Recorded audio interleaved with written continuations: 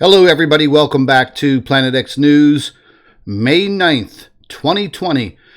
Hey, ladies and gentlemen, I know I haven't been on here pretty close to, I think, almost 2 weeks now. But a lot of you know that I've had a death in my family. My ex-wife took her life, and it has kind of, really turned things upside down. It was a very, very big shock to me, and definitely a big shock to my son and my daughter. My son's 21 years old. He's in his last year of college at FSU, and my daughter's 19, and she's also attending FSU. And just some very, very tragic times, folks, where we're all quarantined still. Life as we know it has been completely turned upside down. And just a complete freaking mess, I've been keeping up with, all of my work. And things have been, pretty busy in my life over the last 10 days. I wanted to thank Mark at Wages World, and I wanted to thank each and every one of you for helping my family out in a very, very critical time of need. Something that completely caught me by surprise, not only emotionally, but physically also, and financially.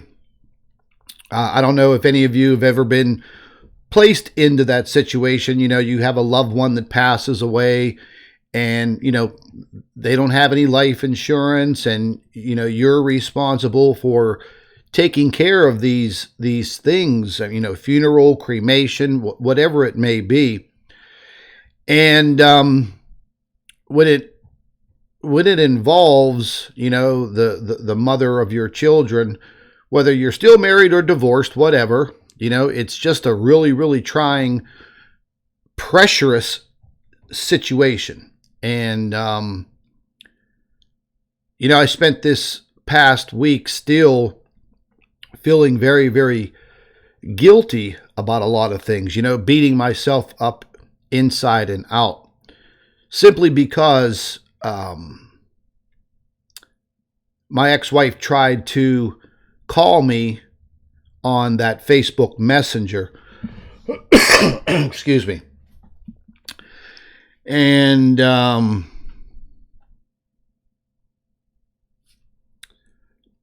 just happened to be in the shower.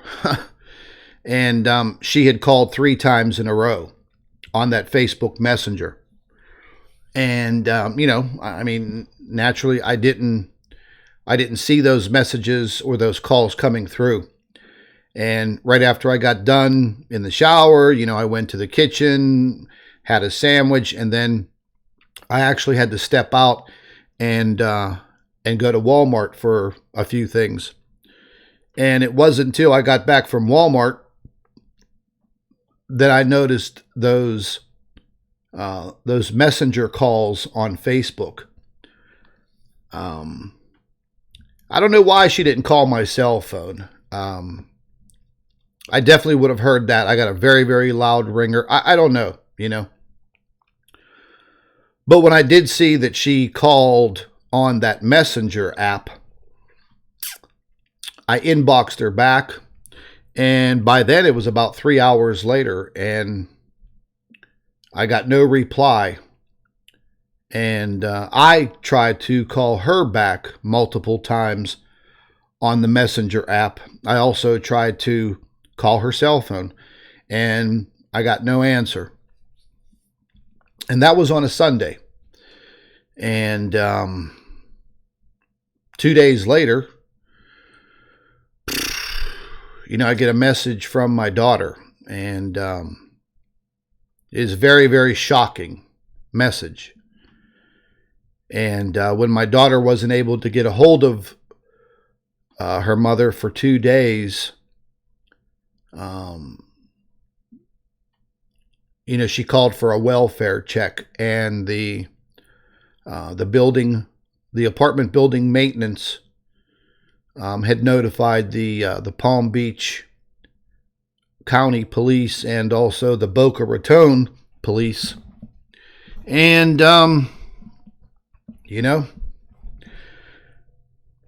they went in and, they found that she was deceased, and she did take her own life. She did leave a note, a very, very short letter, just a few lines. I've been struggling, with the fact that, maybe if I would have been available and I would have took the calls, I would have saw the messages come in, and 3 hours didn't go by. Maybe she would still be here today. Apparently she had been feeling very, very depressed over this whole lockdown situation. And, she's never been mentally unstable. But to take your own life, it comes to very, very drastic measures. That's a very, very drastic thing to do. And I just still don't understand it. Neither of my kids understand it.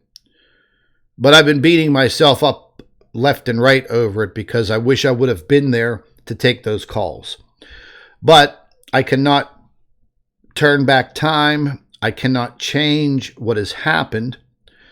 And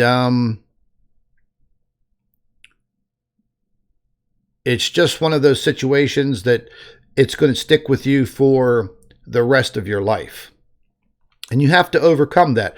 We all have to be very, very strong at this point in time.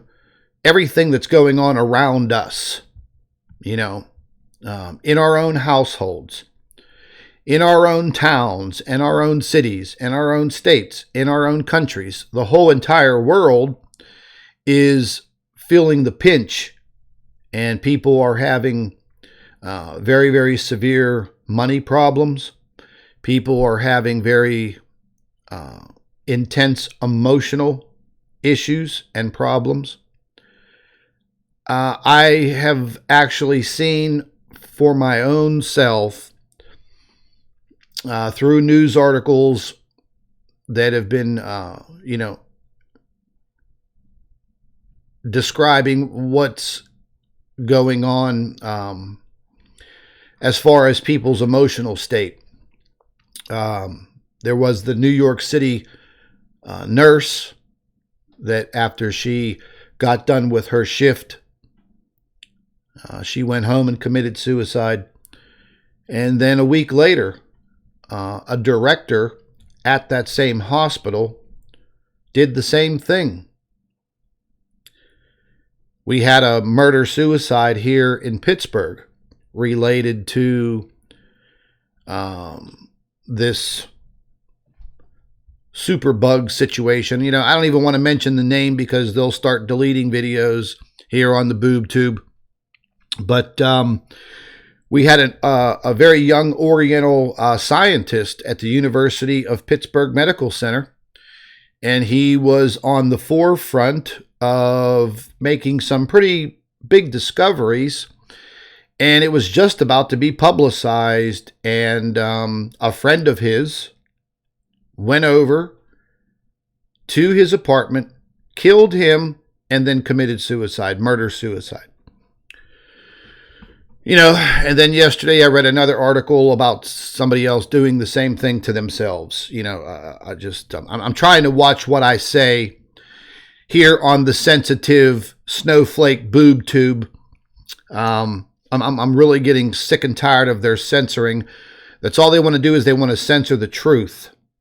And that's a sad thing, I used to really respect YouTube for its platform, but they've just basically decided that, they will be the judge and the jury of what you're allowed to see. And there'll probably be more of that to come in the very near future. I've been talking about that for the last couple of years. But for all of you that stepped up and helped my family, man, let me tell you, throughout my lifetime, I've never been that person that's, just take. I've always been the person that wanted to give. And for me, even throughout my young adult life, it gave me some kind of a internal high helping people, And in my career, when I worked in Miami, during the holidays, all holidays, I used to go down to the big homeless shelter in downtown Miami. We'll just call it the soup kitchen. And, they used to prepare meals for the homeless, hundreds and hundreds of meals. I would give up, my time, and I would go down there for Christmas and Thanksgiving and Easter. And I'm great in the kitchen, so I knew what I was doing. And I lived in Miami for 22 years. Out of those 22 years, 18 of those years, I devoted that time to giving back. And, my father used to make fun of me. On Christmas Day, I'm getting up early in the morning, and, I'm heading down to the soup kitchen to, start preparing meals for hundreds of people that were less fortunate. And last week, my family became one of those less fortunate. And all of you, hundreds of you, I couldn't even begin to go through the list of people. It would probably take me a couple of hours. But you all know who you are. That's just the bottom line. Oh, Truth Planner, thank you very much. And thank you very much for the donation and the prayers. But all of you know who you are. And you guys,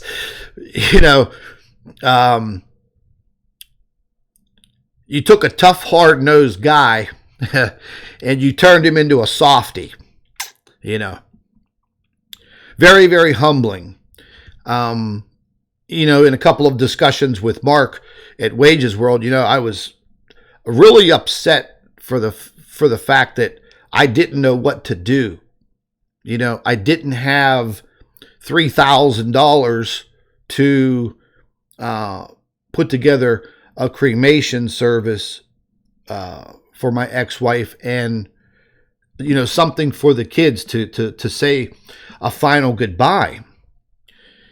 And it was devastating me, on top of the fact that I missed her calls. Maybe I could have talked to her. It seemed to me now that she was definitely trying to reach out to me. I don't know. I will never know. And that's probably going to haunt me for a long, long time. Same situation happened to me when my mother passed away in 2005. And I had just retired from my job in Miami. I moved back up here to Pittsburgh. And my mom was very sick. And that was one of the main reasons why I retired after 22 years. I had had enough. And I wanted to be with my family, and I wanted to help my mom. And my mom was already in the hospital by the time I got back here. And I only had 3 days with her before she passed away. But on that second day, my mom was bitching and complaining that she wanted to leave the hospital. She wanted to go home. She wanted to leave. And I remember standing there next to her bed, and I said to her, Mom, look, they're going to be running these tests tomorrow, chill out.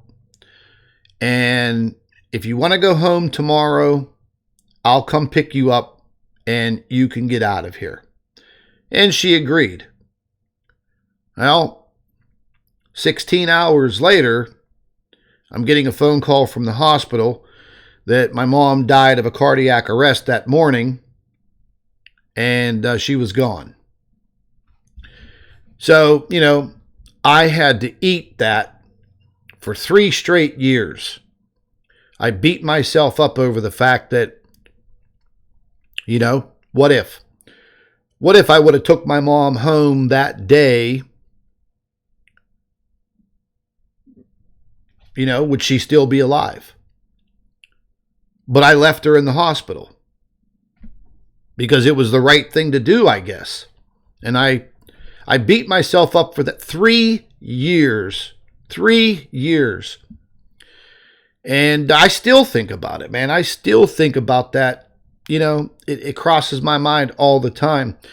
And we all know that, a lot of these things are not within our power, And, but we do have to push forward. It's very, very sad. And, I am forever indebted to all of you that helped out. We are all complete strangers. I'm just some guy on YouTube that, none of us have ever met each other. None of us have ever talked on the phone. None of us have sat down together and broke bread. But I have to say that that help from all of you really, truly humbled me. You guys, you can't turn me into a softie. You can't. I have to stay hard-nosed. But I'll tell you, I've sat for hours on end over the last couple of days, sometimes in complete silence, just thinking of the outpour of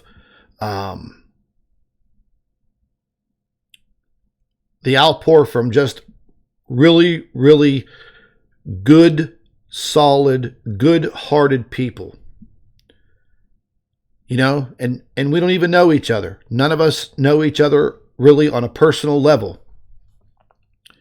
And for people to step up like that, well, that just shows your true colors. That shows your heart.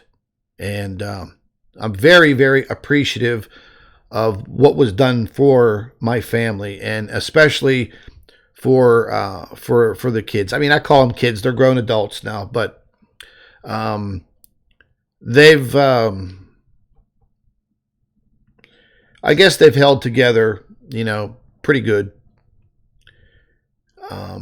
They both have very bright futures ahead of them, but there's always that that question that comes up, from new people that you meet. Maybe they have a question about your mom, and then you say, oh, my mom passed away. Oh, how did she die? Oh, she took her own life. That's tough. That's tough. And, over the years, I've had a lot of friends back home here in Pittsburgh that have taken their own lives. Last year, and this is no lie, last year in one day, I had 2 female friends of mine. They did the same thing. That, very, very depressed. Some underlying issues. And separately, they didn't even know each other, but I knew both of them. And on the same day, they both took their lives. Just very, very sad. So, if anybody feels like that,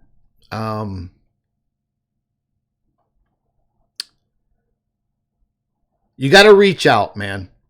You know, you got to reach out to family, friends, or you know, if you have to even call that hotline number that Mark had up in his video. Let me turn my light on here. All of a sudden, we got snow in the month of May. It's like an ice storm outside right now. And the lights are going out. My one light up there is getting very dim.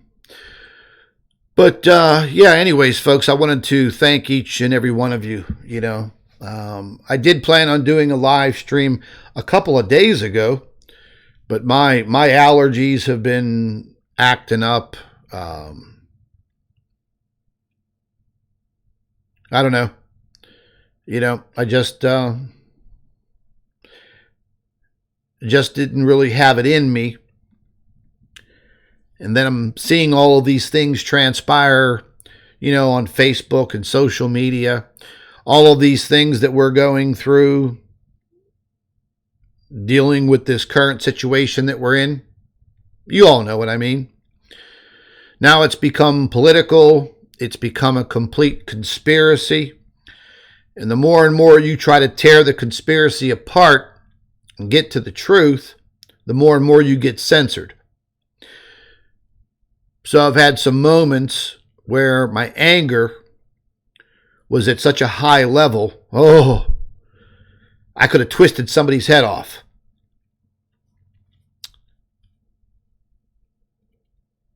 It's very sad what's happening. It's very sad what's happening to people, people's businesses. I have so many friends of mine who are business owners. They're on their last leg. Here in the state of Pennsylvania, the idiot governor, what an idiot. Nobody's getting their unemployment checks. Nobody's getting their $600 stimulus check. Very few people that I know got their $1,200 stimulus check. I don't know what's going on. I mean, it's crazy. The food bank lines here in the Tri-County area, I saw an aerial photograph the other day from a drone. This is no lie. The line had to be, it looked like over 1.5 miles long. Sad, you know. And here in Pennsylvania, our unemployment rate was at an all-time low. Everything was going beautifully here, you know. But hopefully things will get better very, very quickly.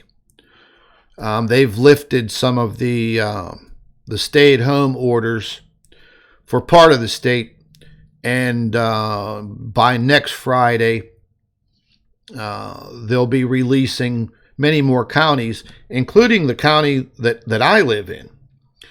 Because I live just about 20 miles south of the city of Pittsburgh, but I live in a different county. I'm actually right in the middle of 4 counties.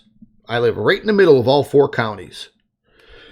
And the county that I live in, we've only had 35 deaths. Out of those 35 deaths, 29 of them came from a nursing home.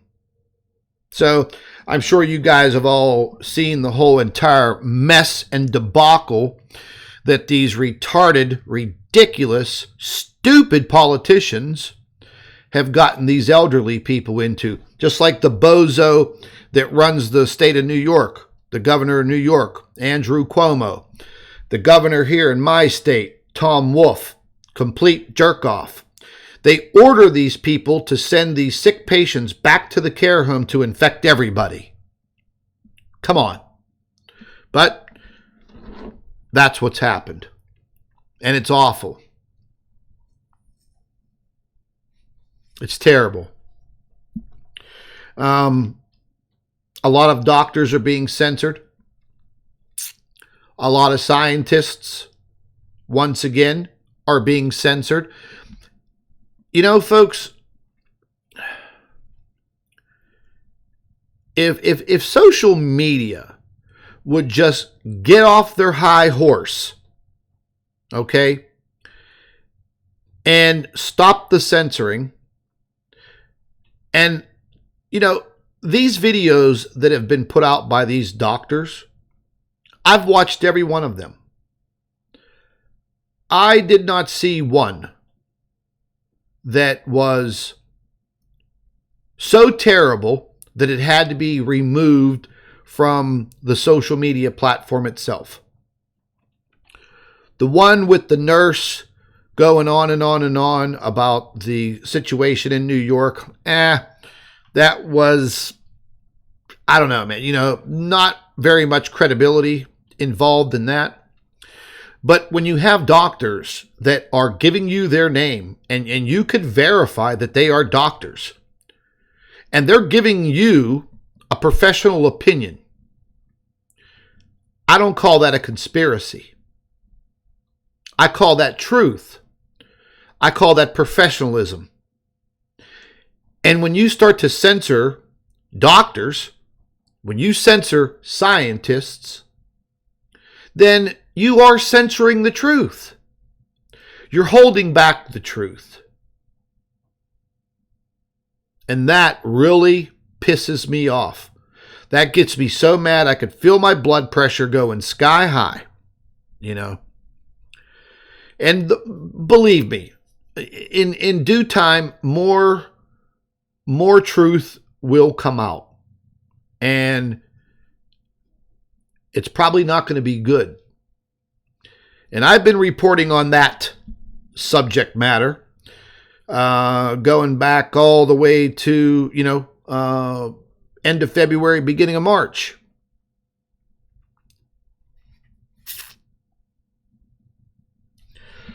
It's terrible.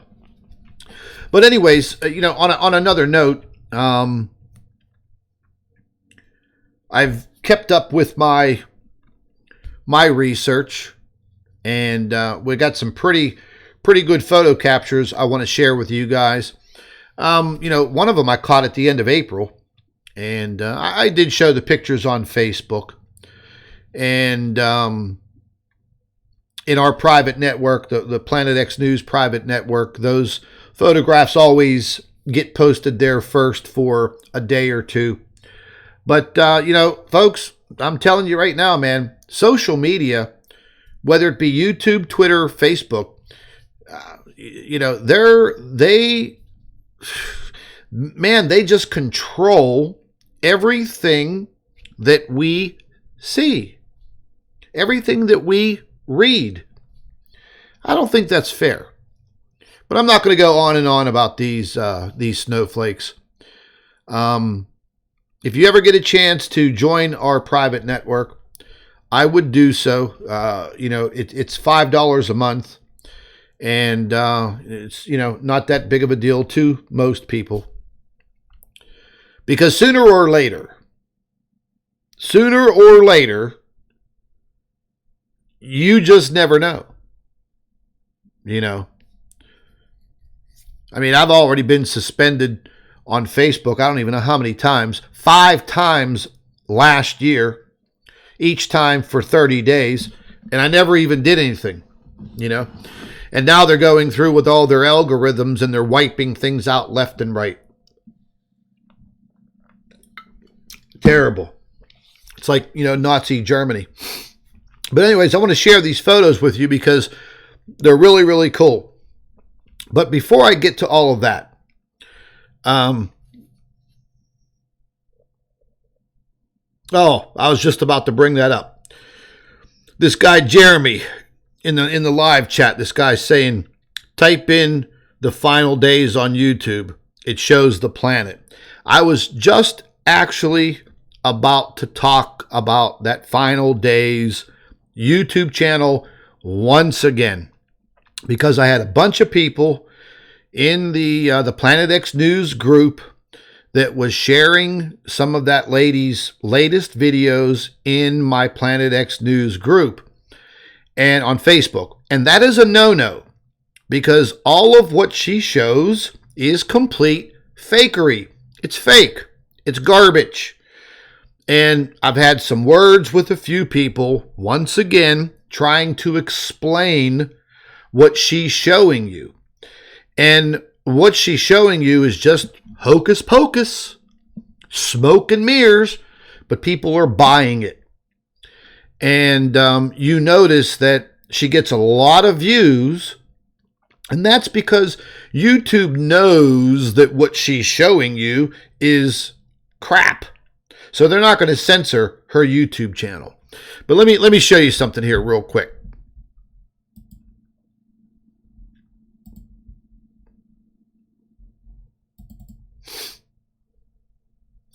This is a screenshot, plus I added something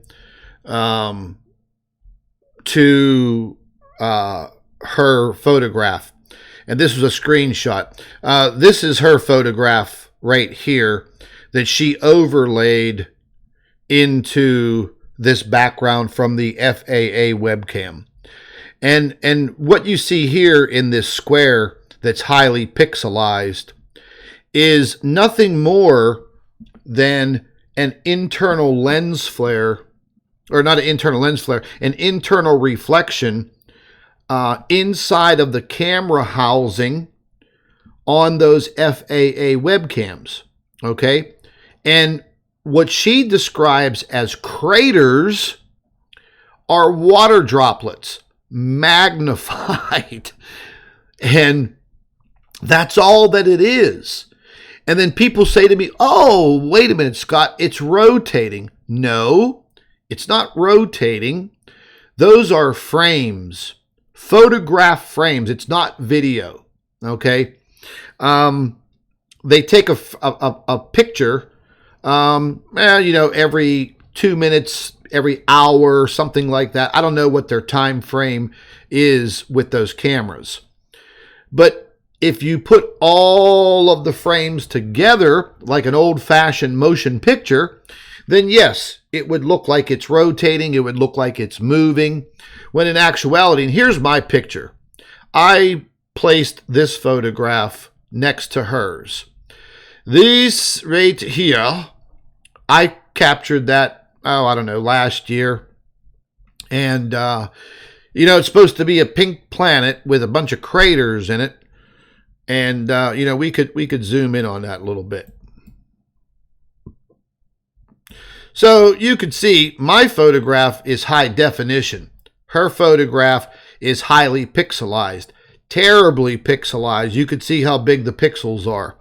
Mine was done in high definition. Now, this is what water droplets look like clearly, okay, without going through lenses and a piece of plexiglass housing that the FAA cameras are housed inside of. And because they go through extreme weather, condensation builds up on the inside. And then when the sun starts to pass by, the ultraviolet rays of the sun start to melt a little bit of frost that may form on the inside. And then you get the water droplets. And then as the sun passes on by, those water droplets actually freeze again. So this is a daily occurrence. I mean, this is what happens. I investigated the FAA webcams extensively all the way back in 2016. And here we are, almost 4.5 to 5 years later, and people still believe that there's a pink planet in the sky, but only over Alaska. And just like I said to a few people this morning that were busting my chops, oh, watch this lady's video. Oh, look what she's found, blah, blah, blah, blah, blah. But in actuality, folks, it's all smoke and mirrors. It's fake, fake, fake, fake. It's not real. All you have to say to yourself is this. If you're smart and you know about the tides, the tides come in, the tides come out. The tides are controlled and influenced by what? The moon. The moon is 238,000 miles away. Okay? And, the moon's a decent size.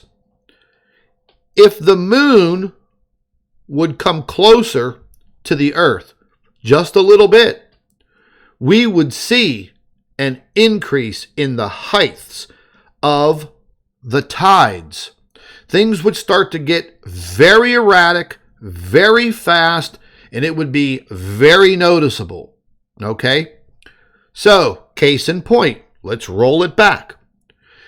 If we have a big, gigantic pink planet in the sky, but only seen over Alaska and only seen on the FAA webcams, if that planet was visible like it is in this photograph, we would all be goners.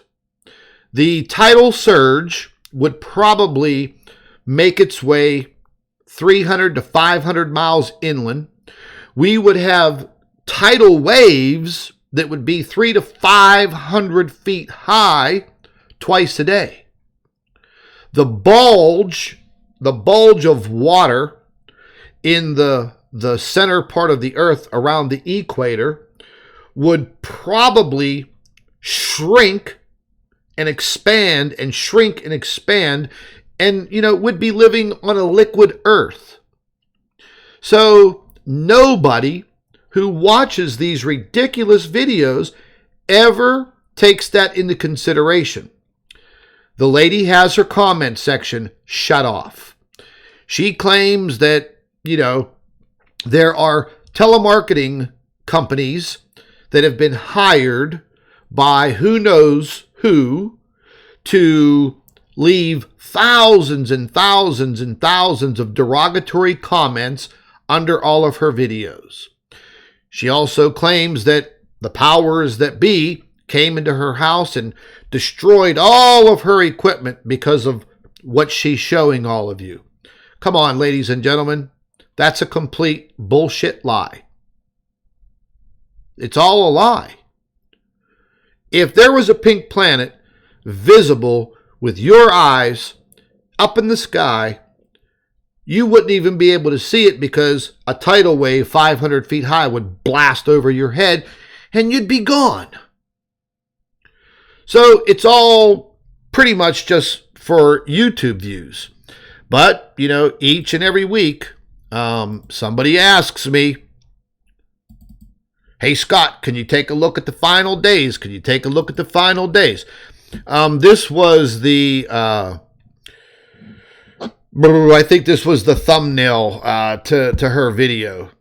Rotating orb with large characteristic craters. Now, if you zoom into this, you see this ridge right here. It's the inside of the camera housing. It's the aperture is what it's called. It's not a planet in the sky. Trust me, folks, if it was, we would be looking at this stuff every day on this YouTube channel. I would be showing it to you every day or every time I found it. But why is it that this pink planet is only visible in the sky above Alaska, and why can you only see it on the FAA webcams? Because it's an anomaly. It's all that it is. It's not real. It's not real at all. This was a screenshot that I took from her video. This is, and I took this photograph and I converted it into ultra high definition 4K, and you can see how crisp the photograph is with the planes and the background. None of her videos look like that. They're blurry. They're distorted when she shows you these photographs. When she crops in photographs like that, she did this, not me. But when she crops this in, you could see how highly pixelized it is. So if it was actually in the sky, why is there a need to crop that photograph, overlay that photograph into the original photograph? I know she says she uses some, I don't know, contrast and contour, some kind of changes or something like that. None of it really makes any sense. I think the woman is one big gigantic scammer. And if we take a look and we switch this over to a complete negative,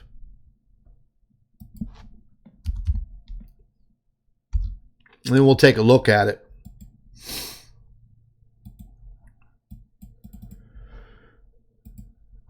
Now you could definitely see that this is nothing more than, it's not a lens flare, it's actually a reflection of the aperture, the little round circle in the center of the camera lens that closes and opens whenever you take your photograph. It's called an aperture. And and I've gone over this 100 times with everybody, and you could clearly see how pixelized it is. It doesn't belong in this crisp background. Okay, so it's nothing more than an overlaid image onto a crisp background. It's fakery. I don't know what the woman's problem is. Everybody asks me about it all the time. And what could I say? You guys are either going to believe it or you're not going to believe it. It looks like a lot of you do believe it.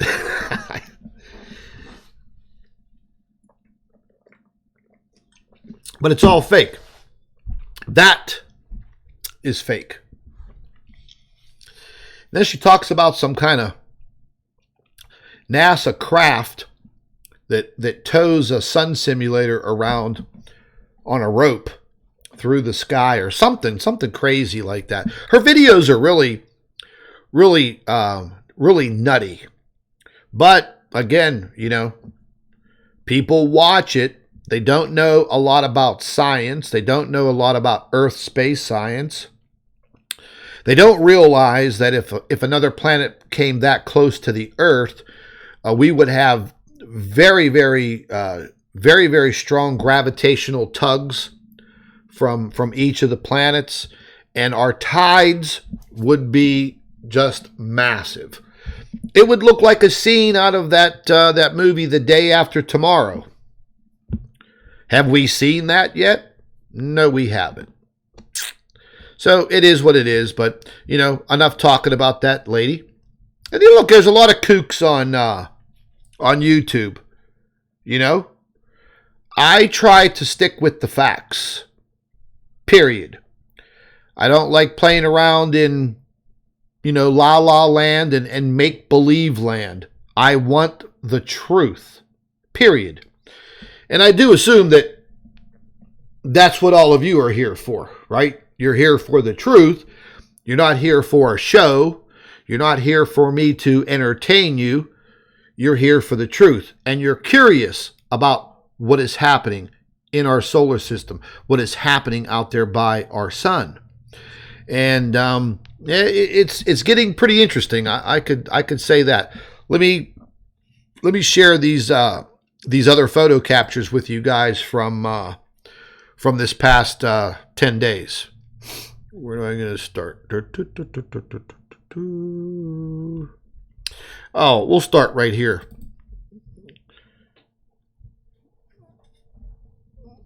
Now this came off of the SEEDS program from the University of Michigan, and this was on 4/29. I do believe I have another photo capture a few days before this. And you could see the object. There was a coronal mass ejection, a small one, as this object started to pass by. Now remember, it's in a 28-day orbit. We're going to see it twice a month. We're going to see it in the beginning of the month, and we're going to see it at the end of the month on the opposite sides of the sun. And it's mainly going to be near the equatorial region of the sun, because that's the only view that we're going to ever get from these cameras on these spacecraft. On top of that, it is in a very, very, very sharp, eccentric, and elliptical orbit, which means everybody asks me, oh, well, why can't we see it eclipsing the sun? Because it doesn't pass across the front face of the sun. For instance, whenever we see a normal eclipse, the moon comes between the sun and it blocks out the sun. So you have the earth, the moon, and the sun. Now, you wouldn't have an eclipse like that would be visible from Earth if the moon was way, way closer to the sun, because of the size of the sun and the little teeny size of the moon. It would just pass by. You wouldn't even notice it. You wouldn't even recognize it.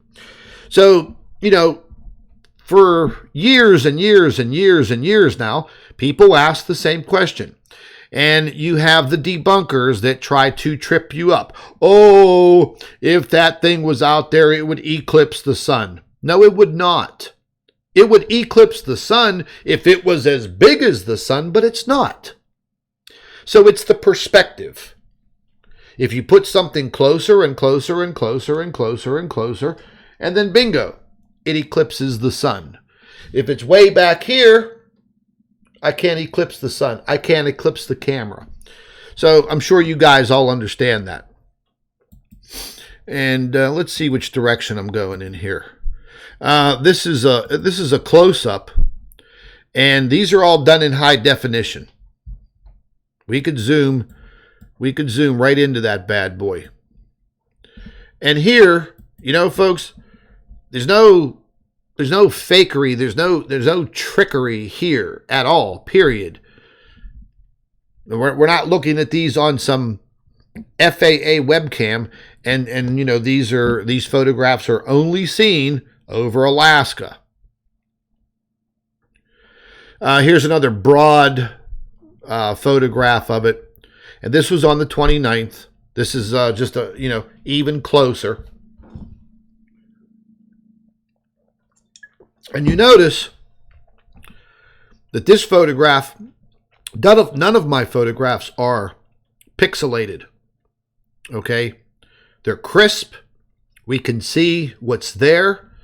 We could see some definition of what's there. And on top of that, it's 93 plus million miles away. So I think it's a pretty good job. Again, just another... I squared this picture off. I just cropped it. Same thing with that one. These are all the same photograph. I zoomed in quite a bit on that, and you could even see it's not pixelized at all. You do see some little distortions, but that comes from the coronagraph.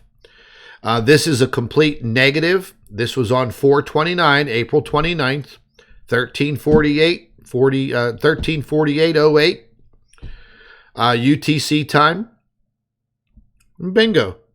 Right where it should be, and doing what it does all the time. Creating that coronal mass ejection, pulling plasma directly away from the sun.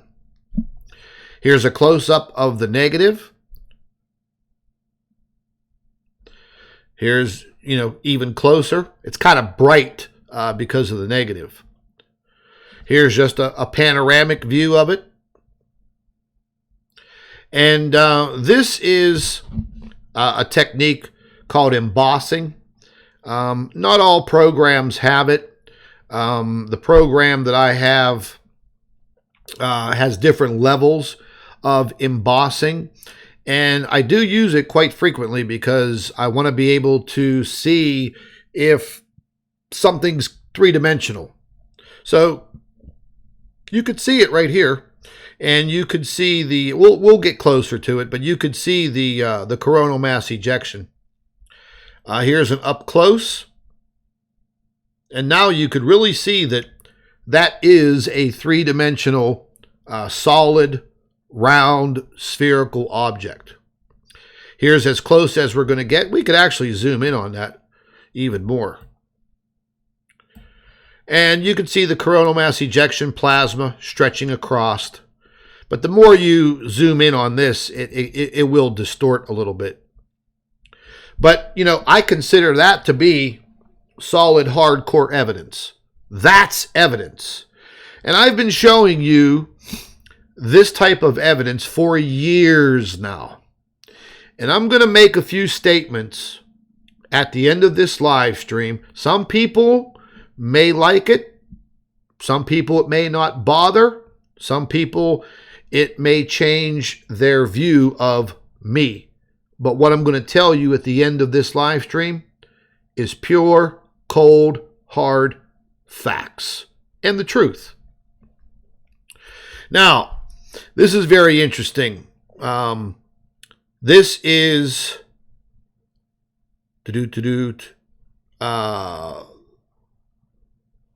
let me see something here. Oops, I went the wrong way. Hold on. Let me jump out of here real quick. Where is my... There we go. I got these photographs out of order. This was on 5/4, okay? So we saw the first object on the 29th. And now we're getting into this secondary object. If you guys have been paying attention to my live streams just over the past 4 months, and even going into the latter part of 2019, me and Mark both were saying that we're seeing two objects, not at the same time, at different times.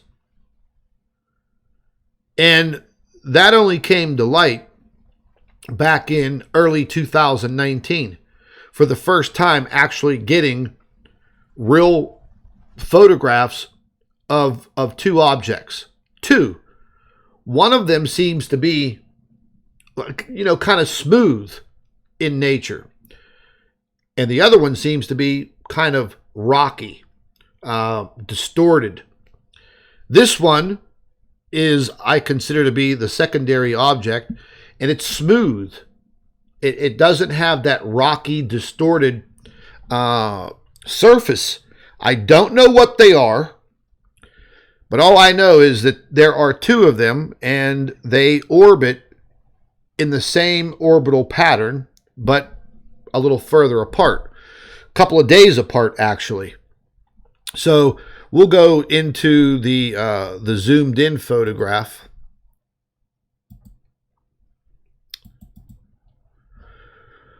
Oh, I got these out of order.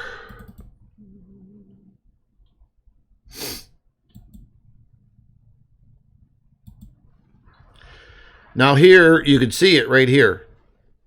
And this is the panoramic view of it. And this is on April or May 4th. Coronal mass ejection, still going on. There's our object right there.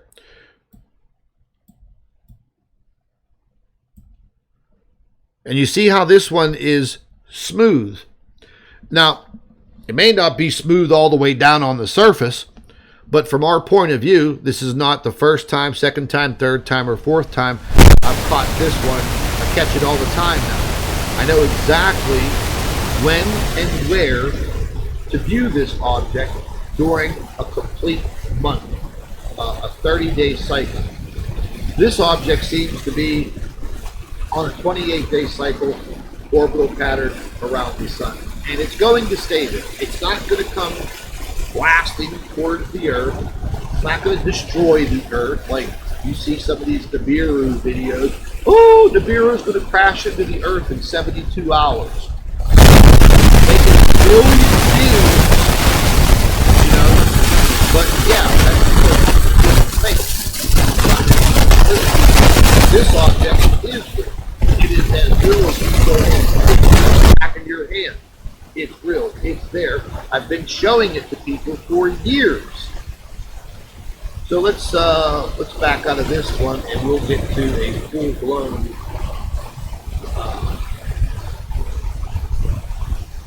zoomed in photo. That's about as I could zoom into it more, but it will distort it.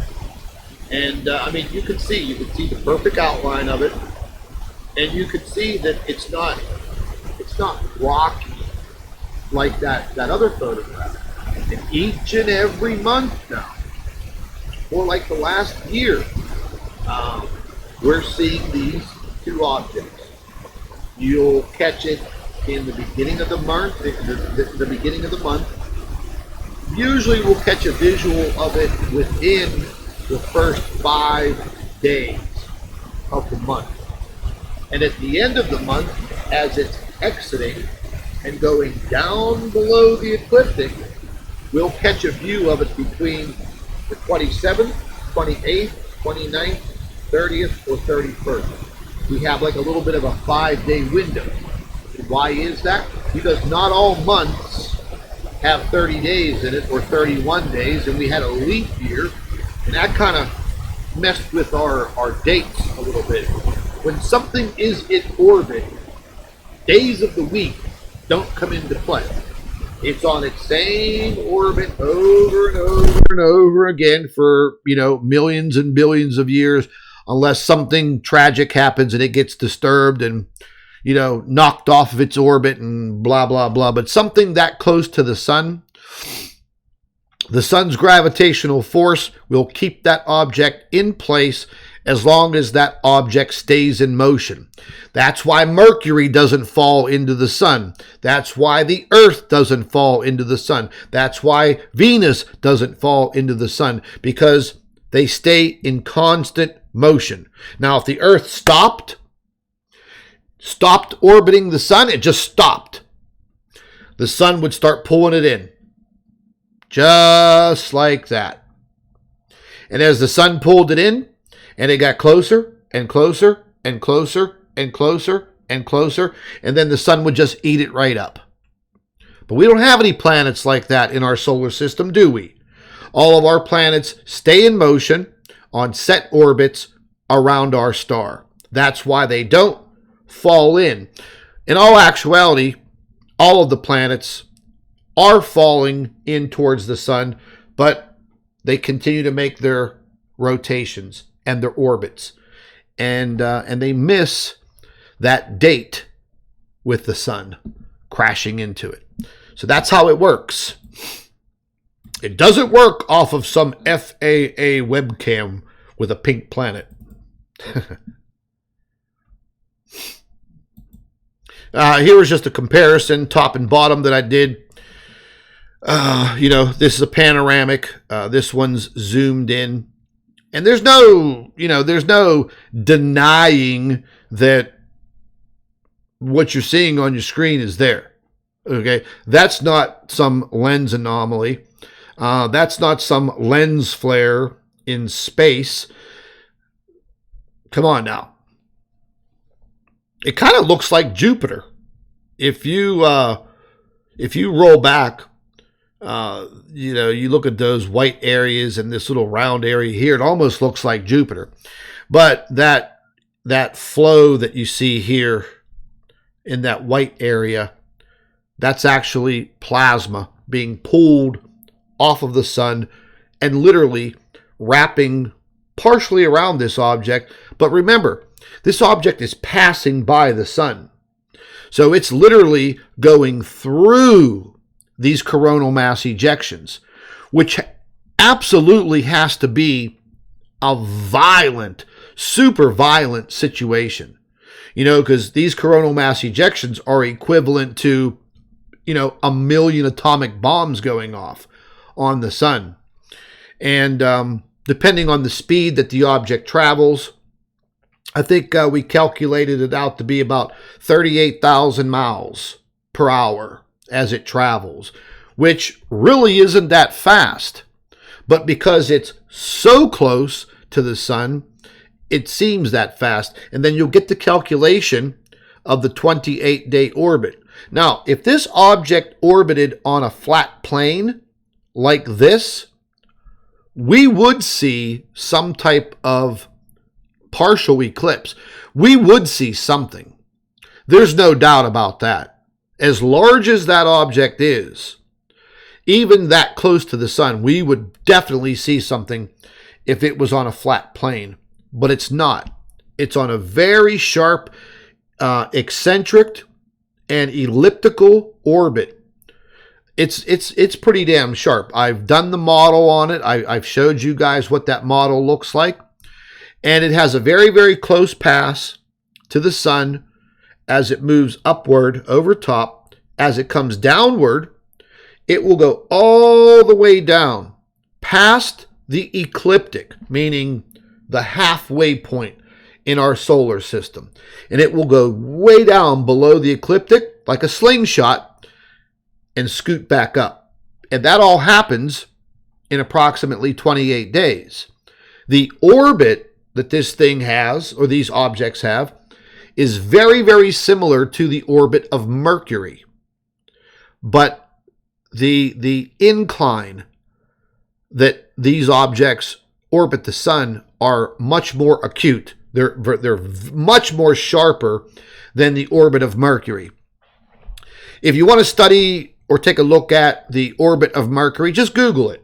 Just Google, Mercury's orbit, 88 days around the sun.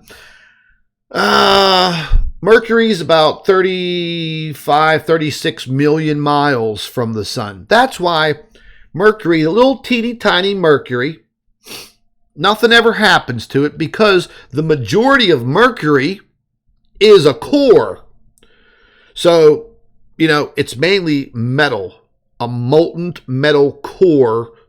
That's why nothing ever happens to Mercury. It stays in motion. It's 36 million miles away from the sun. That's why it doesn't burn up. Everybody asks about that all the time. It stays in motion. Same thing with these objects. This object stays in motion. I don't know how close it gets at its closest point. And I don't know how far away it gets at its furthest point because we've never seen it. We can't see it. The cameras do not give us that view. Now, the Parker Space Probe and the new solar orbiter that are orbiting the sun now, one's going, in a weird pattern like that, and the other one's going up and down like this. You know damn well that they're getting photos of it. You know that they're sending photographs back to NASA on a daily basis. No doubt about it. This is a side-by-side from the 29th. Sorry, I had these out of order a little bit. But you could see the timestamp here of 1200 hours, 12 noon on the 29th. You could see the positioning. This is from the Cactus coronagraph. This captures coronal mass ejections and records them. You can see the position of it right here at 12 o'clock time, UTC. Same date, but at the hour of 13:48, which would be 1:48 p.m. or 1:48 a.m. And you could see the positioning of it. So it's not going away from the sun. It's going downward like this. That's why it's further away at 12 o'clock and closer at 13:48. I know that may be a little confusing, but that is the way that it is. And I have a few negatives. I always place these high definition photographs into a negative. It's just a habit of mine. These are the same identical photographs. You can see it here in a negative. We'll go ahead and zoom in on it. On the internet, definitely not on YouTube or on this planet that knows more about these damn objects. Especially this the main object that I've been studying for years and years and years. Now, what I wanted to get to and what I wanted to say, which, to some people it may sound really arrogant. I don't know.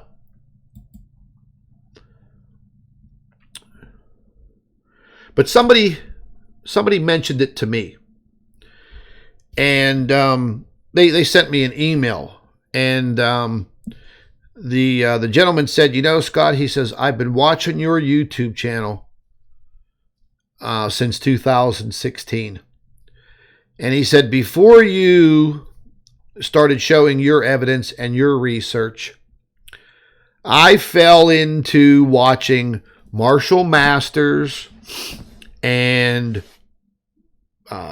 WSO and all of these other, YouTube channels that said that they had the answers and they said that they had the evidence, but they never showed anything. He said, I started watching John Moore and I listened to his whole military story, but he never showed any evidence. I listened to Terrell Blackstar for a whole year, but Terrell never showed any observational evidence. He said, I've watched all of the YouTube channels, and none of them have ever shown any observational evidence anywhere near close to what you have shown everybody for years. And then I started thinking about his email. And this is what he said. He said, people say that Robert Harrington discovered Planet X. But Robert Harrington, Dr. Harrington, truly did not discover Planet X. He said, you did. And I got to thinking about what he was saying. I thought about it for 2 days, 2 straight days. It started bugging me. And then I started thinking, well, you know what? Basically, what this man is saying is true. Carlos Munoz Ferrada, very well respected astronomer and scientist. He talks about Hercules. But did he ever show us observational evidence? Did he ever show us pictures? No, he didn't. He wrote about it. He talked about it. He hypothesized about it. Dr. Robert Harrington, did he ever show photographs? No, actually he didn't. By the time or whatever he was looking at, way down in the southern hemisphere from New Zealand pointing downward was so far away that he didn't, he wasn't going to get any kind of photographs. He plotted it. He produced some mathematical equations, presented it to the U.S. government, and then they killed him. But did he ever show any real absolute proof? Not to the general public. Now, we go into the master of Nibiru, Marshall Masters. Has Marshall Masters ever shown anybody observational evidence? No, nothing. All theoretical, all storybook stories. He never showed you proof of anything. Nancy Lieder, batshit Nancy Lieder. Did Nancy Lieder ever show anybody observational evidence like you've seen here on Planet X News? No, she has not. She has shown some lens flares. Marshall Masters has shown quite a few lens flares. So let's keep on moving. Gil Broussard. To me, I know Gil, and I've had multiple conversations with him in 2016 and 2017. Did a live stream with him. He doesn't show any observational evidence. The big telescope that he shows in his photographs was not his. It was a prop for those photo shoots. What observational evidence has Gil Broussard ever shown anybody besides a fancy colored poster and some past biblical knowledge that, to me, is not evidence?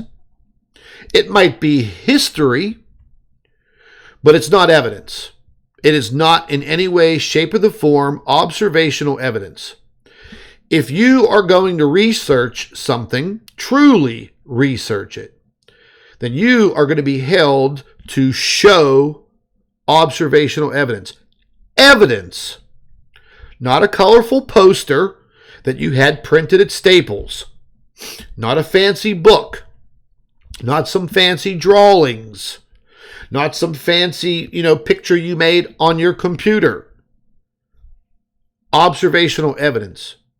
That's science. That's real research. So, the man went a little further in his email, and he said that, I stopped listening to Terrell Blackstar because he says the same thing over and over. He uses a solar system simulator and points to a black space on the solar system simulator program and says, that's where the black star is, but you can't see it. Okay, well, that would get pretty boring after a while. I haven't seen in all my years not one single person show credible Planet X observational evidence. Not one. And what the man was saying is and I'm just going to come out and say what he said. They called Robert Harrington the godfather of Planet X. But he said to me in the email, he said, Scott, Harrington's really not the godfather of Planet X. You are. You're the only one that I know of on this whole planet that has shown me proof.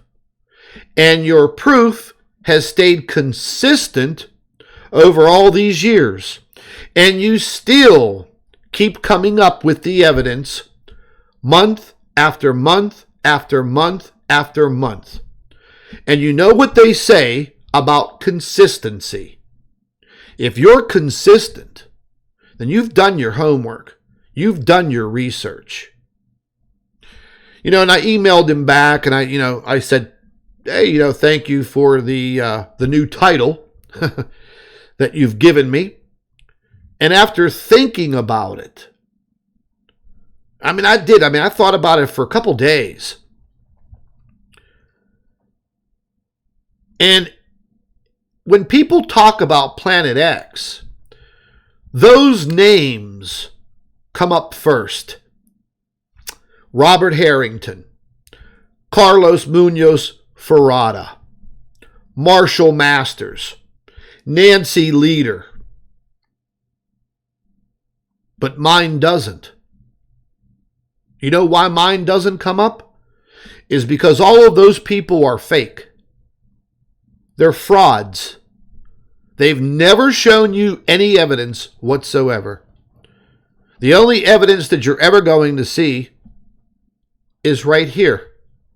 Because I found this object. I found this massive monster orbiting our sun.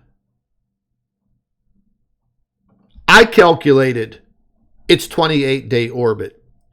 I theorized this orbit for almost a year, taking notes every single month, month after month after month after month, noting it all down in a notebook, placing it all in a calendar program in my computer till I figured it out. No other YouTube channel, none, has ever shown you folks that type of proof, and consistently, month after month after month after month. So, for you guys, that watch other channels, where is their proof? Sam Hoffman, that kook that does the crayon drawings of big gigantic gas giants in the clouds. That guy's a complete kook.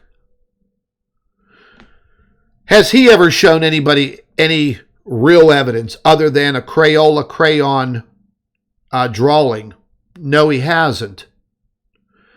Has anybody shown any of you solid, hardcore photographic evidence? If they have, I'd like for you to show me, because I'd be interested. That's why just recently on Coast to Coast AM with George Norrie, he had a recent interview with Marshall Masters. It was the most ridiculous video that I've seen Marshall Masters do, and I've seen them all. He showed no evidence. He talked about the tribulation and all of that other nonsense that nobody cares about. Because if there's going to be a tribulation, that's pretty much the sign of the end of humanity, which I don't think that we're going anywhere near anytime soon. He showed no observational evidence whatsoever. I have contacted George Norrie over a dozen times. I have sent them complete files of my observational evidence. Not once have I received a return email, a return phone call, nothing. They have all of my information. They know how to get in touch with me. But you know what? My subject matter, my evidence is entirely too controversial for his AM radio program. You know why nobody wants to interview me? Is because they know the minute that they put me on their YouTube channel or their radio channel or whatever, that they will be censored. Because we will be showing the utmost incredible observational evidence ever shown to the public. Now, like I said in the beginning, folks, I'm not trying to sit here and be arrogant and toot my own horn. I've put years and years and years and years of work into figuring this out. And now that I've figured it out, I'm not afraid of it anymore. I find it intriguing. I study it. I want to know more about it. I wish that, I wish NASA would just get off their high horse and say, hey, come on down here to Houston and let us show you our evidence. But that's never going to happen. Why? Because it upsets the apple cart of science. It's never going to happen. And maybe unless something tragic happens. And then maybe it'll be too late. But like I said, I'm not trying to be arrogant or, sit here and talk big about myself. I wanted to share the thoughts out of that email because that email that man sent me really got me going. After thinking about it for a couple of days, I thought to myself, holy shit, you know what? This guy's right. Nobody has ever shown the evidence that I have. And yet, they have the bigger names. They get all of the notoriety. Well, I'm not worried about the notoriety, but you know why they get the notoriety is because it's fake. The government wants you to believe the fake stuff. That way, you're thrown off. So they'll put the fake stuff right in front of you, and they'll let it get 1 million and 2 million and 5 million views. But the good stuff, they'll censor it. The good scientists, they'll censor them. They'll crush them into the ground. And that's been going on for hundreds of years. Okay? It's being done to me. But what are you going to do? You know? What are you going to do? Back down? If you back down, then they've won the game. You know, they've won the war. You may have won a few battles, but they've won the war. So, yeah, I mean, like I said, some of you may think that, you know, what I said and what I expressed was arrogant or self-centered, but it's really not. I didn't mean it to be that way. I'm just sharing with you that email and what that gentleman said to me and how it got me thinking. And then, you know, after thinking about it for a couple of days, I started thinking to myself, wow, all of the research that I've done over all of these years, all of the reading, you know, all of the studying, all of the learning. And then here I am, you know. It's captivating. Yeah.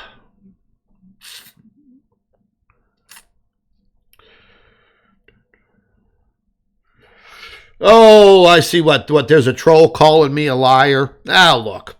You know how many people call me a liar on a daily basis? I mean, besides my political website, well, my news website and my research into Planet X, you calling me a liar, anybody calling me a liar, doesn't bother me whatsoever.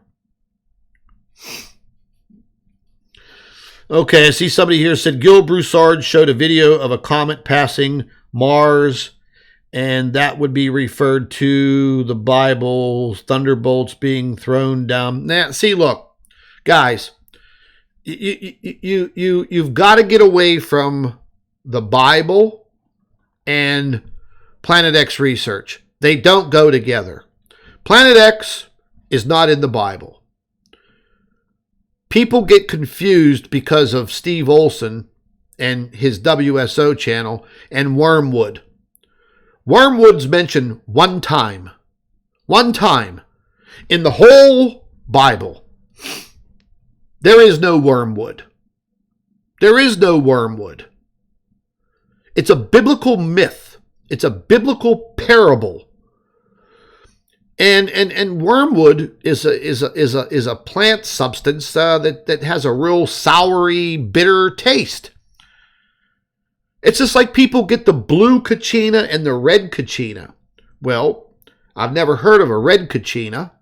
That's kind of made up. And the blue kachina, if you do your research and you dig deep, it refers to what they thought was a star, but turned out to be star people that came from up above and came down and gave the Hopi knowledge. Well, what does that sound like? That sounds like a UFO.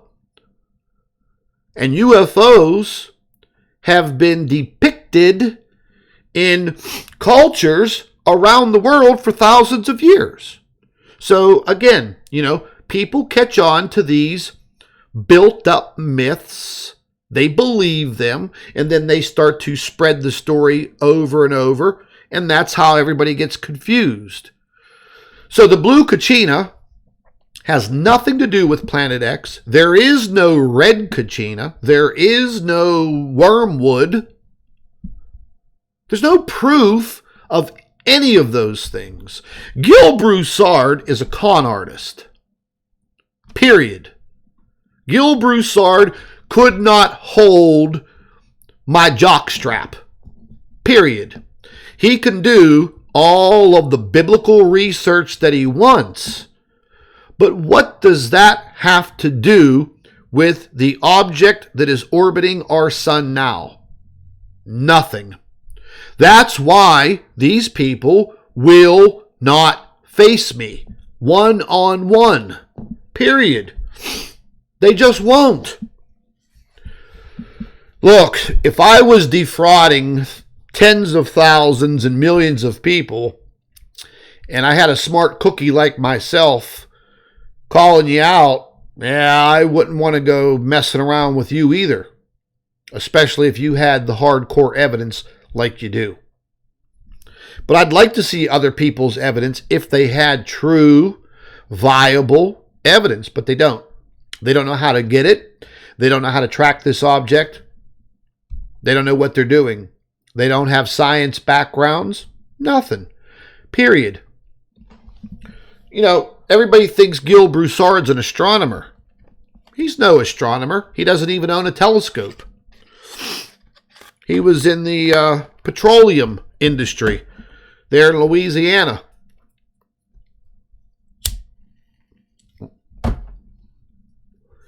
And you can't believe a word Marshall Masters says. You know, he's been deemed a complete kook and a liar from day one. Can't believe any of these people. You know, I mean, what are you going to really believe? What are they really showing you? Nothing. And look, just because somebody calls me a liar, that doesn't bother me, guys. I've been called way, way worse. Hey, there's my man, Gary Garcia. What's going down, Gary?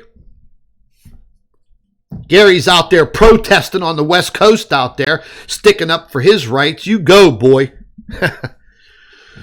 But, you know, I mean, look, I've been trolled to hell and back. I've been threatened. I've had the FBI at my house. I've had everything done to me, you know, crazy stuff. And, you know, recently with, you know, the death of my ex-wife, you know, I got some pretty horrible, nasty emails from trolls on YouTube. Yeah. Matter of fact, I don't know if any of you know that punk on YouTube that goes by the name Astronomy Live. You know, he thinks he's some hot shit. He sent me an email. He sent me a filthy, dirty, rotten email. I didn't respond to it. You know, I don't have the time to play games with that fool anymore. But, you know, he's been riding on my jockstrap since 2016. You know, they send me nasty emails, you know, about the death of my ex-wife, the death of my grandmother, the death of my mother. You know, I mean, they've done everything there is that they can do to me. You know, I just blow it off and I move on. Until they knock at my door like a grown-ass man and face me one-on-one. What? You're just a big mouth behind a keyboard. And that's it. You're nothing. But anyways, yeah, folks, I mean, again, I didn't want to sound arrogant, like, you know, talking about, you know, Carlos Ferrada and Robert Harrington, but that email that gentleman sent me, it kind of made sense, you know. I searched for years and years and years, 2 decades, looking for the most credible information, and didn't find it through anybody else but myself. And solid, hardcore research, man, elbow grease, and a lot of time. But I'm going to cut out of here. And once again, I'd like to thank all of you who helped out. It helped my family. It was a really, really big deal to me. Very, very humbling, very, very gracious, very appreciative. It's a real stunner for me, for somebody that's, always been there to help somebody else. You're not used to people helping you, especially hundreds and hundreds and hundreds of people from all around the world. I just don't have words for it,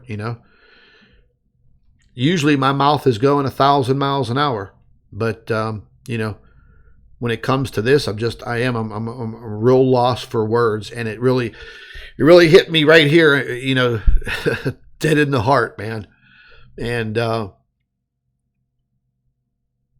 didn't want to get all choked up on here, I don't like people seeing the soft side of me. What's this guy TC802 talking about? TC802, what do you have proof of? I'm going to give you one shot right now. What do you have proof of? Come on, homeboy. What do you got proof of? TC802, what do you have proof of?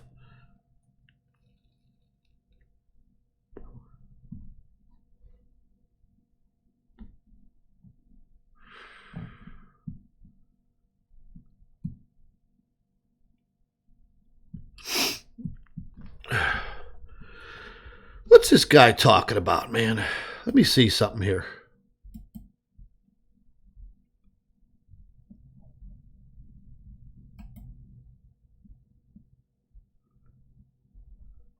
Why can't I click on that? It won't let me click on him. TC802. I'm asking the dude what the hell he has proof of. Oh, I don't know.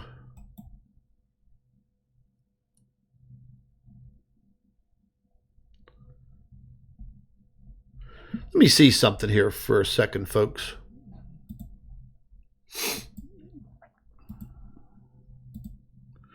Let's just take a look at something real fast.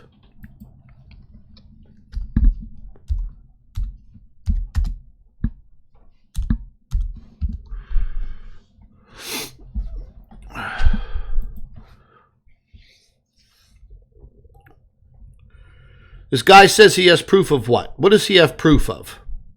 Here's his YouTube channel. Here's your 15 minutes of fame, TC802. Triangle craft spewed out exhaust. Crazy evil face in the clouds. There's a mental condition for that. I don't see nothing. Pink moon. Here. This right here. Yeah, that's just your camera overloaded with light. Period. Learn some things about photography. I don't see nothing. I don't see no proof. I don't see no evidence. I see nothing at all on your YouTube channel. So I don't know what you're talking about, homeboy. Nothing. Maybe you'll get some views. I don't know. Yeah, but look, folks, I'm going to get out of here, and I'm going to try to get a few things done around my house here, and got to catch up on some politics and what's going on around the world. TC802, there's no such thing as two suns. There's no such thing as two suns. Get that out of your mind. There is no such thing as two suns. You're looking at reflections and lens flares, and I can prove it. I'll prove it to you right now. Here, let's get this guy out of the way.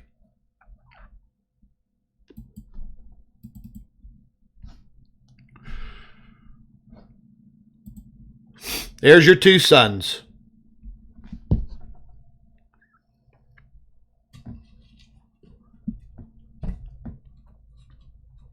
See, folks, it's people like that that confuse everybody. And that's what they want. You know, the little government trolling operations, they want all of you to be confused. They want you to believe that, oh yeah, there's two suns in the sky. But there's not two suns in the sky. This photograph right here, this is the real sun. Right there. This is a ghosted image when you're using digital cameras. Look, just like it says, that's why I made this little piece right here. When you see this effect, it's caused by a ghosting image within the digital camera. You can also get the same effect when taking pictures of a full moon. Now check this out. On a full moon, when I look out of my office window through the glass, I see two moons. Just this morning at 4:30 a.m., the moon was right there. And as I looked out the glass, what do I see? Two moons. One here, one there. But when I step outside and I look with the naked eye, there's only one. When I hold my cell phone up to take a picture, there's two. Your camera is overloaded with the light. Period. That is the problem with digital cameras. Period. Learn about reflections. Learn about it. It happens with, you could have a $1,500 iPhone. The iPhones are notorious for the blue object, which people call it the blue kachina. It's nothing more than an internal reflection into your camera. Period. Now I'm done with you, TC.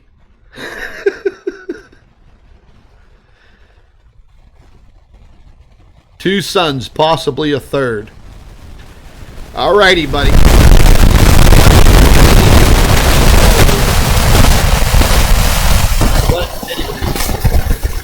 There are no two suns.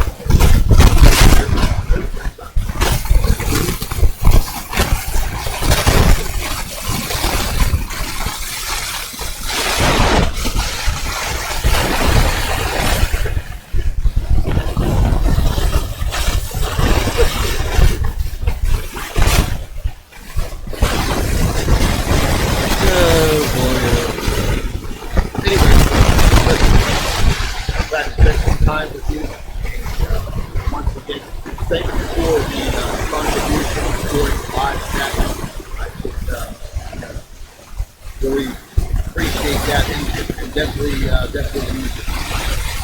Once again, for everybody that helped out with my family tragedy.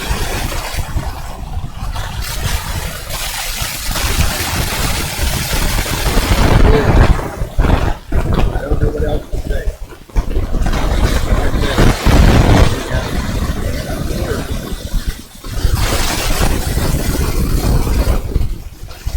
For all of you to step up, I'll never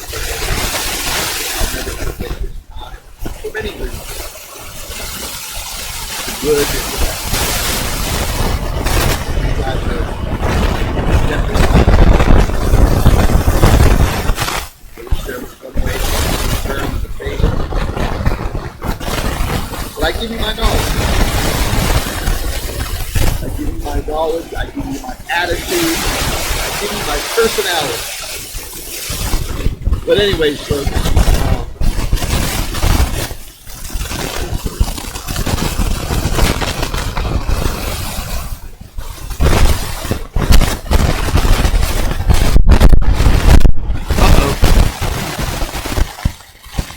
Something's happening with the sound. Anyways, folks, I'm out of here.